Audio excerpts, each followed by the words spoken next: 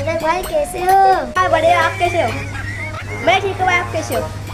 चलो भाई कॉफी पीने चलते हैं। नहीं भाई, बहुत बारिश के लिए मैं नहीं आ सकता भाई, पैसा भी नहीं है, क्या करूँ यार मैं। पैसा लेकर आता हूँ भाई, तो पैसा लेकर आता हूँ भाई, फिक्र मत कर तू। और मैं जंगल में लेके आऊंगा भाई। ठीक है भाई, आता हूँ मैं, चलो।